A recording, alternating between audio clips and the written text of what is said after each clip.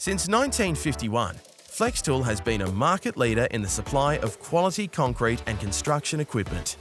Flextool is the exclusive distributor of the power-packed Mikasa soil compaction range in Australia. The handle roller makes the Mikasa Tamping Rammer easy to load on and off vehicles, and the optional wheel cart means it can be transported to site single-handedly. The unit can be laid down to 90 degrees for safe transport and storing. On-site handling is optimised with the central lifting hook.